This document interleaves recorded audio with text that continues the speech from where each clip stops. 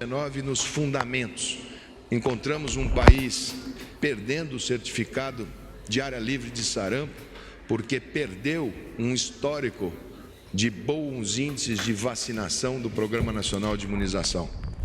Encontramos um país que não tinha um diálogo com a atenção primária e criamos pela primeira vez nesses 31 anos de SUS a Secretaria Nacional de Atenção Primária.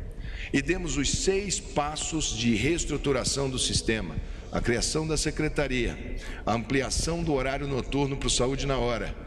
O próximo passo foi o Médicos pelo Brasil, uma primeira proposta que mistura tanto uma proposta de trabalho com vínculo qualificado, mas com métrica de desempenho, para que o bom profissional seja reconhecido e valorizado. Fizemos na sequência o novo financiamento da atenção primária, também por metas e métrica. Pela primeira vez o país vai medir o que faz em saúde. Se saúde é investimento, todo investimento precisa ser medido para saber do seu retorno à sociedade.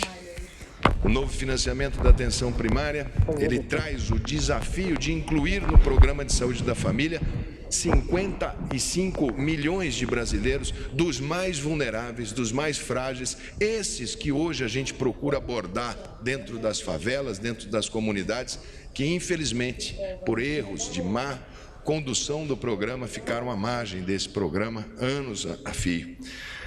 Lançamos o programa que vai ser a pauta do século XXI. Ele precisa ser ampliado.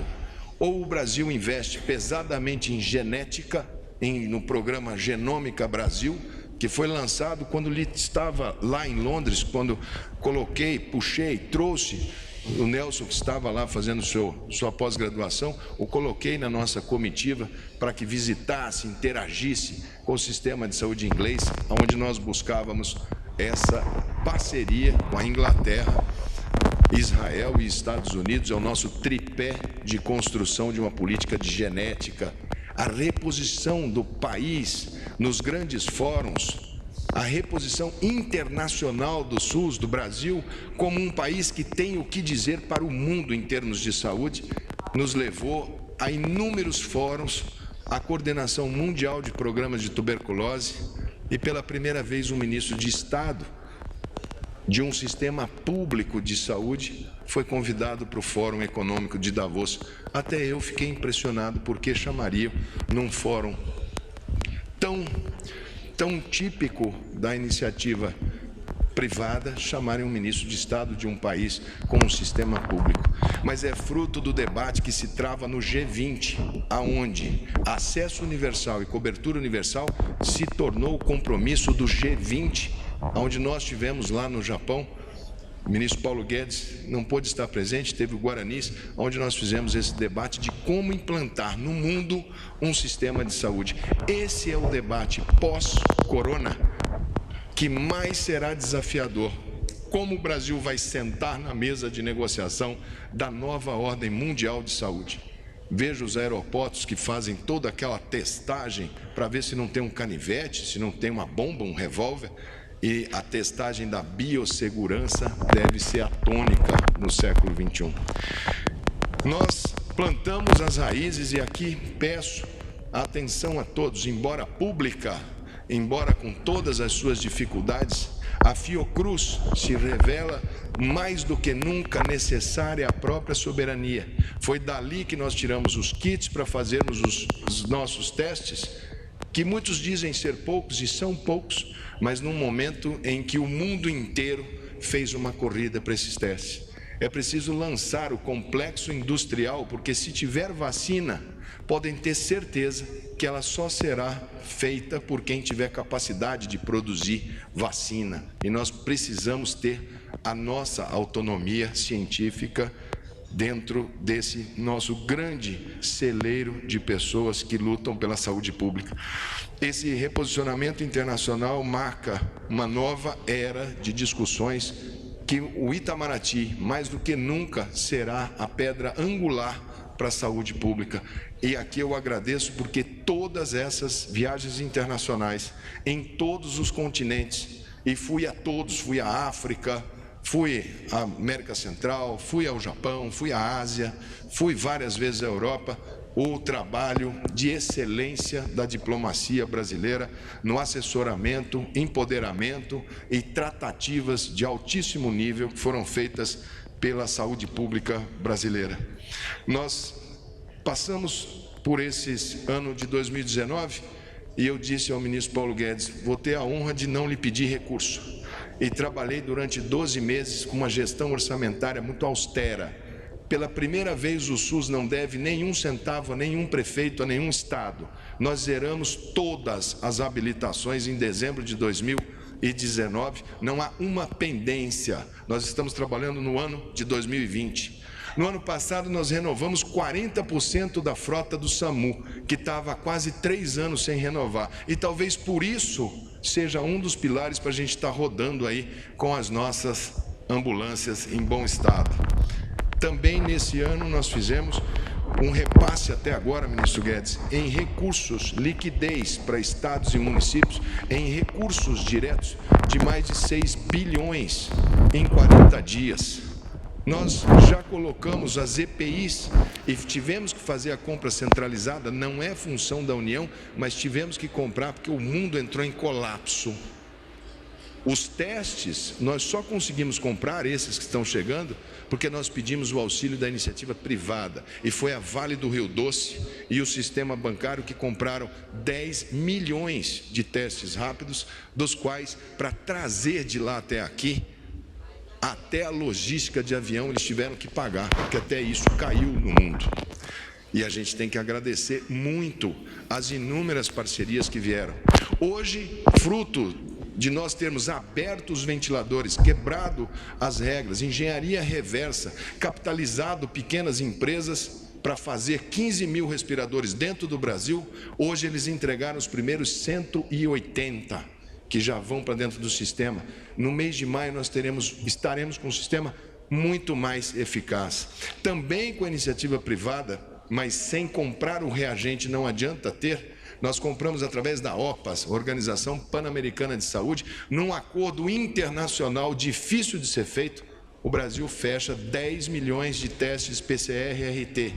E o maior programa de concentração para usina de exames privado, feito com a DASA, que fez a sua proposta sem custos para o sistema de saúde, apenas o custo da operação, mas nada, nenhum tostão de ganho, isso tudo numa colaboração com o sistema de saúde, a gente vai conseguir no mês de maio ter na faixa de 20 a 25 milhões de testes sendo realizados em todo o território nacional, num cenário onde não há mercado. Eu sempre disse para os senhores que colapso é quando a gente tem o dinheiro, tem a ordem judicial, tem a carteirinha do plano de saúde, tem tudo, tem até a doença e simplesmente não há o sistema. Isso o mundo experimentou por ter feito uma opção de concentrar todas as compras com a China, 94% desses insumos, e a Índia com a matéria-prima, com mais de 90%. A gente espera que a Índia continue produzindo essas substâncias primárias, porque caso contrário, do mesmo modo que estamos sentindo falta das máscaras, poderemos sentir falta dos medicamentos de uso contínuo. É um passo difícil, o século XXI vai ser dividido em antes e após o coronavírus. Todas as economias vão sofrer, a nossa vai sofrer, e muito nos preocupa a segunda onda, o pós-Covid. A economia será o grande desafio, ministro Guedes, mas tenho muita confiança na vossa condução, nas inúmeras ferramentas de gestão que temos para fazer esse enfrentamento. Muito obrigado, presidente, pelo tempo que pude servir ao governo. Uma honra para mim trabalhar durante esse período com essa equipe, sob sua liderança, sob sua coordenação e, humildemente, como cidadão, me coloco à disposição sempre que for chamado, sempre que for convidado, para qualquer tipo de serviço que eu possa fazer. Hoje, eu quero agradecer, além de todos os ministros, a minha esposa que está aqui, Terezinha Alves Mandetta, médica, companheira, e em nome da minha família, dos meus filhos, do meu pai e da minha mãe, a gente trabalha muito forte na educação dos filhos por valores. E eu gostaria muito de deixar muito claro que, do ponto de vista nosso, de educação familiar, nós sabemos muito bem que fizemos um trabalho que deveríamos ser feito e continuamos à disposição do país, com a mesma vontade de que esse país possa ter dias melhores. Muito obrigado, presidente, muito obrigado a toda a equipe. Um agradecimento especial à dona Michele Bolsonaro pelo trabalho inspirador em relação às doenças raras. Vai aqui também para todos vocês um testemunho de tentativa desse país de dar um pouco de carinho, um pouco de dignidade para essas crianças, para esses pacientinhos, tanto da epidermólise bolhosa, que ganhou nossa primeira redação, como das crianças com atrofia medular espinhal, que trabalham hoje, que temos hoje, pelo menos um passo inicial na busca de um melhor equilíbrio do sistema. Muito obrigado em nome de todas essas crianças, senhora dona Michele Bolsonaro. E muito obrigado a todos os ministros e um agradecimento especial ao senhor presidente da República, Jair Bolsonaro. Obrigado.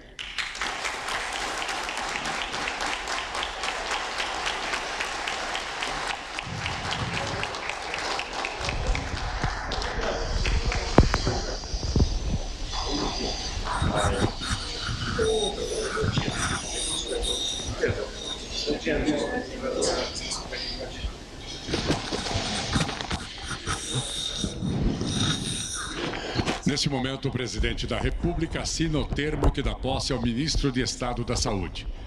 Convidamos o ministro de Estado da Saúde, Nelson Teich, a assinar o seu termo de posse.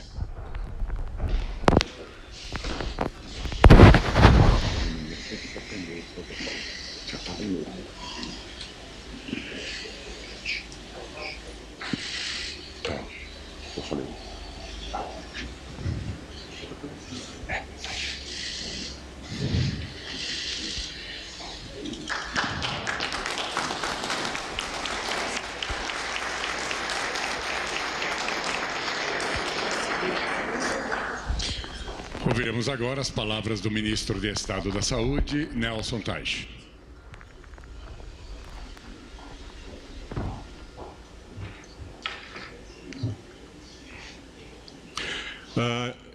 Agradeço a presença de todos. Inicio cumprimentando o excelentíssimo senhor presidente da República, Jair Bolsonaro, a senhora Michele Bolsonaro, a primeira-dama do país, o excelentíssimo senhor vice-presidente da República, Hamilton Mourão, o ministro do Estado, chefe da Casa Civil, Walter Souza Braga Neto, em nome do qual cumprimento os outros ministros presentes. Obrigado. O Procurador-Geral da República, Augusto Aras, um cumprimento especial ao Dr. Luiz Henrique Mandetta, senhoras e senhores e autoridades presentes. Bom, hoje eu recebo certamente o maior desafio da minha vida profissional. Isso é inegável, né? Ter a oportunidade de compor o governo federal num momento tão difícil como esse para a sociedade, para o mundo, e ter a oportunidade de ajudar as pessoas desse país, isso é uma oportunidade única. Então eu agradeço muito a oportunidade de ter sido colocado nessa posição, nesse momento. Minha formação básica é médico, eu sou médico, eu fiz a parte clínica médica, médico de família, depois eu fiz oncologia, trabalhei em cidade pequena, trabalhei em hospitais de oncologia. Então eu vivi durante muito tempo a interação médica. Como clínico, como oncologista principalmente, você convive muito. As pessoas são muito próximas de você, as pessoas que você cuida, numa cidade pequena ou num paciente que tem câncer, que é uma doença bem difícil de conviver com. E isso é uma coisa que moldou o meu lado humano. E hoje eu tenho o foco, eu tenho colocado isso, o foco que a gente tem aqui, em tudo que a gente vai fazer, é nas pessoas. Por mais que você fale em saúde, por mais que você fale em economia, não importa o que você fala, o final é sempre gente. E é isso que a gente vem fazer aqui, trazer uma vida melhor para a sociedade e para as pessoas do Brasil, né?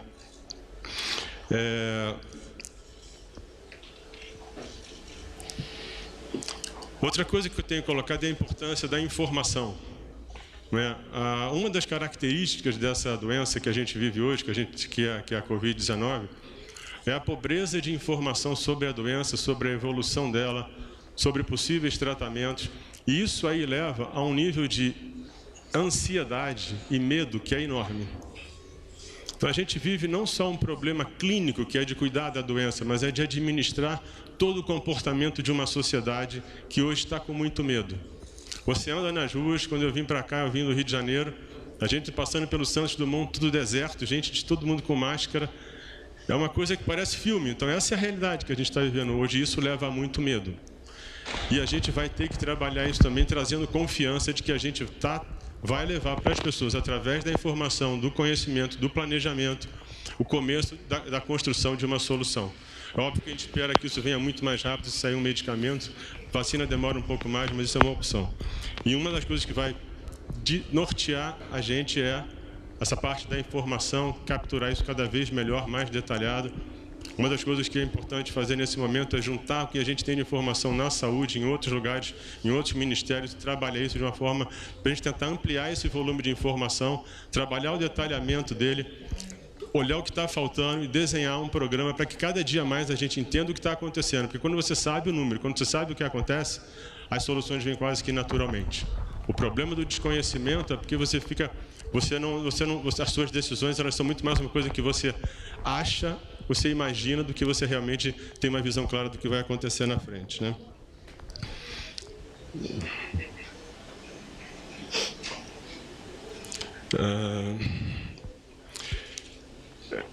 Uma coisa que é fundamental, que ao longo da minha vida, eu fui médico, hoje em dia eu não atendo mais, eu até tive uma empresa, eu vim da área. E uma coisa que eu percebia na empresa é a necessidade de você também formar times, que é de você trazer as pessoas certas para os problemas certos. E você dá para essas pessoas a condição de trabalhar, porque às vezes se você mapeia o problema, mas você não traz o time, você não consegue resolver. Então isso é uma outra coisa que é muito importante. Então, por exemplo, uma das coisas importantes nesse momento é a gente pegar, não só na área do Ministério da Saúde, mas outros ministérios que, de alguma forma, têm uma relação muito direta com os problemas atuais da Covid, mas da saúde como um todo, como essas pessoas vão trabalhar juntas. Então, uma lista de problemas de cada área fundamental, para a gente entender e definir com prioridade e como esses problemas interagem com a saúde, com tudo que a gente quer construir. Então, a criação de uma estratégia de abordagem de problema, de conhecimento, de formação de equipe, isso vai ser importantíssimo para a gente melhorar a eficiência de como a gente vai trabalhar o momento atual e o futuro. Porque uma coisa importante que a gente tem que entender é que a Covid hoje está atraindo todas as atenções. Mas existem outras doenças, existem outros problemas que você não pode deixar de lado. Você vai ter que acompanhar com a mesma intensidade, mesmo que você não fale tanto deles. Então, por exemplo, se você tem menos acesso, você tem menos disponibilidade de serviços de diagnóstico, por exemplo, como é que você vai ter... Será que você não vai prejudicar o diagnóstico de pessoas com câncer? O que isso vai representar lá atrás quando você reduz a atividade? Não é da economia, dos serviços, né?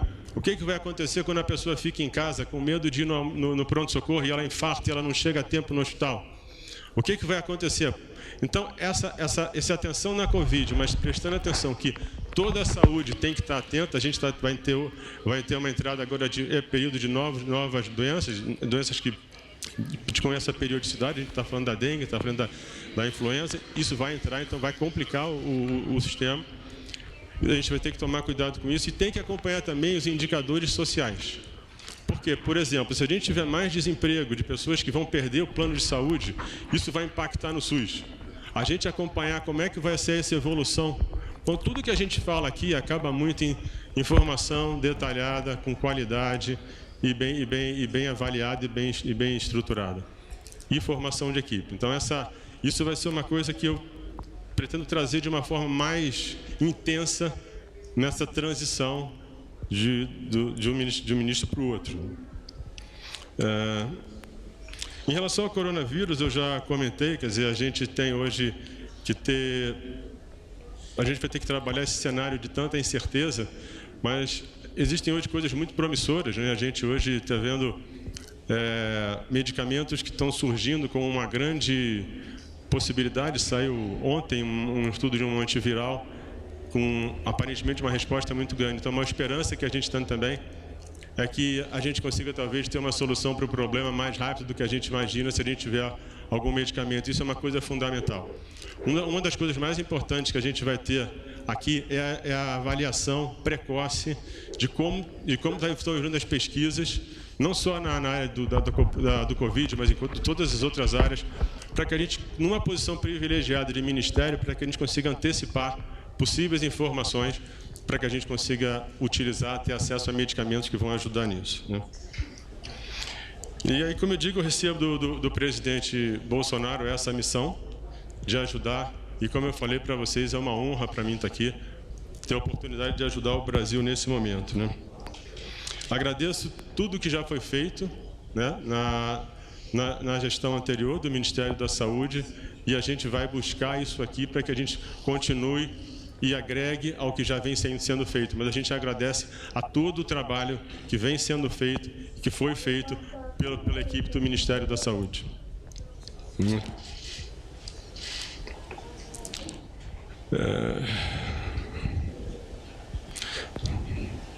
Na verdade, hoje, eu começo as minhas atividades aqui, e basicamente o que a gente... Estou chegando hoje, e a ideia é realmente que a gente trabalhe pontos que eu considero importantes como ações iniciais. Uma, como eu falei, juntar as informações das diferentes áreas que a gente tem dos ministérios, para a gente tentar aumentar a quantidade de informação, mais detalhamento e poder analisar, né?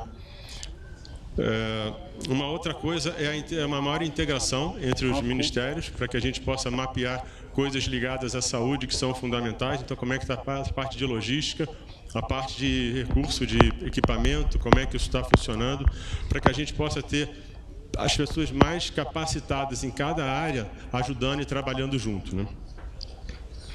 A gente não pode esquecer que, um comentário importante também, que as pessoas mais frágeis, as pessoas mais pobres, possivelmente vão ser aquelas que mais vão sofrer. Isso é natural em qualquer situação de crise, de doença, e a gente não... A atenção para essas pessoas vai ser total, né? E, para finalizar, eu quero... Esse é um trabalho, a gente tem ações iniciais que a gente vai fazer, né? Decidir acompanhar diariamente a evolução em cada estado, município, de como está evoluindo a Covid ou outros problemas que possam estar relacionados à saúde. E trabalhando com os estados, com os municípios, que a gente consiga ter uma agilidade na solução de problemas que vão surgir. Porque, como eu falei antes, essa situação, com tanta incerteza, você não consegue planejar muito na frente. Você tem que analisar todo dia o que está acontecendo, ver o que aconteceu até ontem, fazer um diagnóstico, fazer um planejamento e executar. A grande dificuldade realmente é você tirar as coisas do papel e das ideias e fazer com que aquilo aconteça na prática. É quando você realmente muda a história, é quando você realmente ajuda as pessoas. E, para finalizar, eu quero agradecer a minha família, minha mulher está aqui, minha esposa, agradecer meus filhos. Isso foi...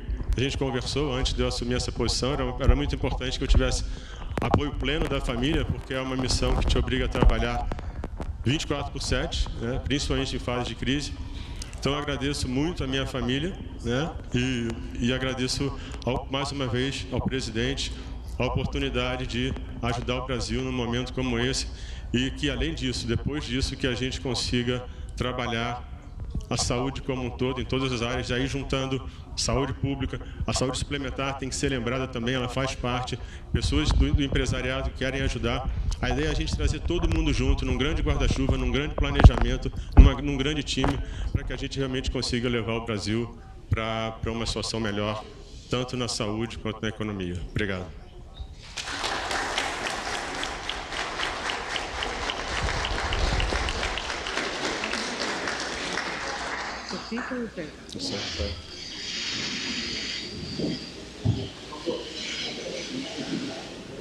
Com a palavra, o presidente da República, Jair Bolsonaro.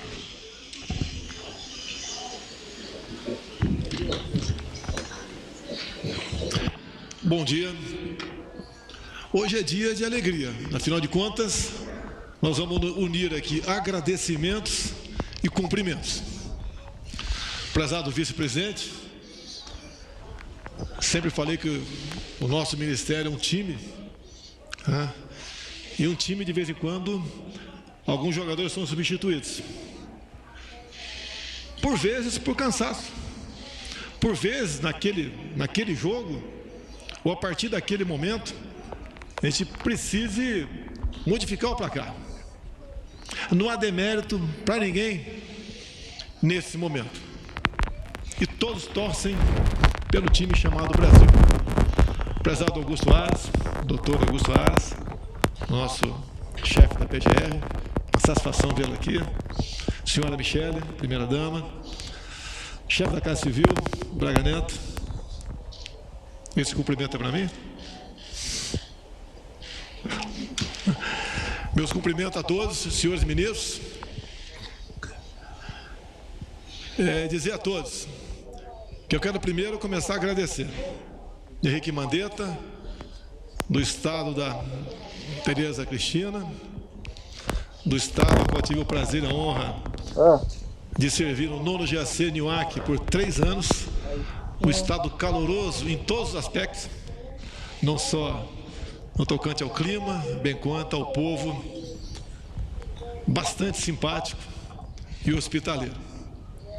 Saudades daquele churrasco com mandioca, daquelas guaviras de final de ano. E, obviamente, esses sentimentos se misturam com o do ministro Mandetta. Tenho certeza que ele sempre está lá, não vai ter saudades. Mas marca a nossa vida. De lá eu fui para a Escola de Educação Física do Exército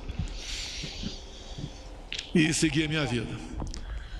O Mandetta assumiu esse time conosco em janeiro do ano passado. Tenho certeza que ele fez o que ele achava que tinha que ser feito. Que eu dei liberdade aos ministros para buscar o melhor para o Brasil por meio do seu ministério. Eu tenho certeza que ele sai com a consciência tranquila. Agora podemos perguntar, né? Por que substituir? A visão minha é um pouco diferente do ministro que está focado no seu ministério. A minha visão tem que ser mais ampla. Os riscos maiores, logicamente, são sobre minha responsabilidade. Eu tenho o dever de decidir. Eu não posso me omitir. Eu tenho que buscar aquilo que, segundo o povo que acreditou em mim, deve ser feito. A visão do Mandetta, uma visão muito boa, era da saúde, da vida. A minha, além da saúde da vida, entrava o Paulo Guedes, entrava a economia, entrava o emprego. Desde o começo eu tinha uma visão, e ainda tenho, que nós devemos abrir o emprego. Porque o efeito colateral do combate ao vírus não pode ser, no meu ponto de vista, mais danoso que o próprio remédio. Eu tenho certeza que o Mandetta fez o melhor, deu o melhor de si para atingir esse objetivo. E eu agradeço, Mandetta, no fundo do coração. Aqui não tem vitoriosos nem derrotados. A história, lá na frente, vai nos julgar. E eu peço a Deus que nós dois estejamos certos lá na frente. Então, essa briga de começar a abrir para o comércio, né, é um risco que eu corro. Porque se agravar, vem para o meu colo. Agora, o que eu acredito que muita gente já está tendo consciência, que tem que abrir. Hoje mesmo, acreditando na imprensa brasileira, vi uma matéria que 50% dos prefeitos estão divididos no tocante à abertura. Até pouco tempo era 100% o contrário, ou 99%. Eu tenho certeza que eles sabem dessa necessidade. Como conversei com o ministro Moro agora há pouco sobre as fronteiras. Eu tenho a minha opinião, que a gente vai conversar com mais ministros. Começar a abrir as fronteiras. Eu até te pergunta, por que está fechado com o Paraguai? É uma fronteira seca que não temos como fiscalizá-la. Eu acredito que quando a gente for escrever alguma coisa, é para ser cumprido. A mesma coisa no tocante ao Uruguai. Então isso a gente vai tendo informações e vai decidindo, assim como qualquer portaria restritiva tem que passar agora pelo crivo da chefia da Casa Civil, qualquer. Vocês sabem, do que depender de mim, nenhum cidadão seria preso no Brasil por causa disso. A detenção, segundo a lei, é quem porventura estivesse disseminando de forma criminosa algo que afetasse a saúde de todos. Agora, aquelas cenas de prender mulheres na praia, em praça pública, ou um cidadão também, bastante forte, né? Sendo jogado no chão, colocado algemas, eu não consigo entender isso daí. Não concordo com isso. Pena que eu não possa intervir em muita coisa, porque o Supremo decidiu que as medidas restritivas que têm que ser respeitadas são aquelas de prefeitos e governadores. Mas vamos seguir o destino. Vamos respeitar a decisão do Supremo Tribunal Federal, que, afinal de contas, estamos numa democracia, além da independência, a harmonia entre os poderes. Mas eu repito, essas prisões, mais que ilegais, atingem a alma de cada cidadão brasileiro. Não podemos admitir isso. Não vou pregar desobediência civil, mas medidas como essa têm que ser rechaçadas por todos nós. Mandetta, mais uma vez, muito obrigado. Agora entra em cena o prezado Nelson, Dr. Nelson, um oncologista, 62 anos, casado, 6 filhos. E confesso, cumprimento pela sua coragem, porque não é apenas ser ministro, né? E buscar melhorar a saúde do Brasil, que nós sabemos que não é de hoje, tem seus problemas. Agravado a isso, tem uma questão de uma pandemia. O seu trabalho é 24 horas por dia, 7 dias por semana. E, obviamente, todos nós, em especial o Mandetta aqui, torcemos pelo seu sucesso. Porque o seu sucesso poupa vidas, poupa pessoas que possa ser jogado ao desemprego, até deixo bem claro que também é economista, né? E poderá, no nosso entender, buscar uma alternativa para isso. Junte eu e o Mandetta e divida por 2. Pode ter certeza que você vai chegar naquilo que interessa para todos nós.